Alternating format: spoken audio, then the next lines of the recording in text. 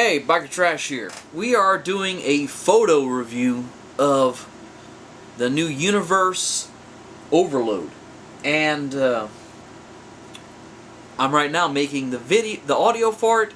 But let's just go ahead and get into the photos, shall we? So first off, you got him. He's all happy. He's nice and tanky.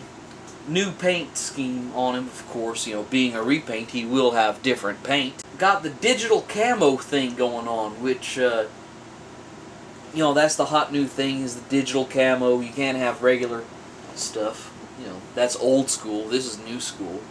But anyway, basically, you know, not too much to say. Still got the stupid little gun that clips on the side. Then you can flip out the guns and missile launchers and all the happy little stuff that makes this pretty much the plastic incarnation of death. And from the top you can see just how much wider this makes it, and it does work pretty well, but in my mind the key gimmick stuff is really more for robot mode. Sit him and Scattershot next to each other and compare paint schemes. The Overload is just so much more unified looking. Where Scattershot is pretty much all over the place with the bright blue, the silver, the gold, the battleship gray on the weapon. Overload pretty much sticks to earth tones, and it looks good. I like it. The only thing I don't like on the color scheme for Overload is the tracks. The surfaces of them are painted black, but the sides are painted a mustard yellow that I just do not like.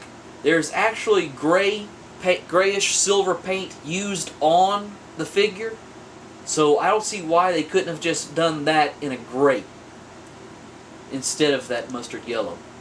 Transforming into robot mode, the only mustard yellow left is in the abs, the head, shoulders, and forearms. And it's a lot less jarring, I find, in this mode than in the weapon carrier mode. Really, in all honesty, this is when I decided I like this figure better than Scattershot. I still love Scattershot, but this guy is a number one. Still got fairly decent posability for as bulky as it is. I think I'm probably going over stuff I've already gone over from the original review. But here is one of my two gripes for this figure. Being named Overload, but looking absolutely nothing like him. The head for the original Overload had a huge... It was almost the same head as the Cybertron Defense Force Red Alert. Just a huge head with a sunken-in face and no goggles. Still, this is a good-looking figure, just not very much influenced by what it's supposed to be named after.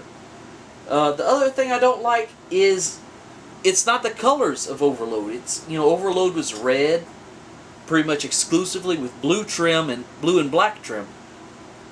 So where does a green and yellow paint scheme come from? I'm not really sure, but it does work for him. And here we have bangity bang, he's shooting you. And the dinky gun. Now, really, the gun doesn't display well with him, so what you can do with it, since it is kind of a mystery as to why he has it, is just find another Transformer that is missing a gun, give it to him, and he can rejoice. Now, get Scattershot next to him, and once again, it is a lot more unified in the color scheme, rather than, you know, the silver weapons, blue body, and let's just call that tan arms. You don't have green everything with mustard yellow arms and head, which, like I said, is growing on me. The placement of the Autobot insignia is not. To get them from the side, from the back, and deploy their weapons. So, in closing, if you missed out on the original release of Scattershot, don't feel bad. This is a very worthy repaint. And what about our recipient of the unwanted gun? Well, turns out I was wrong, and you can't have too many guns, and neither of these guys are into redistribution of supplies. So anyway, thanks for watching that, I believe, unsuccessful experiment.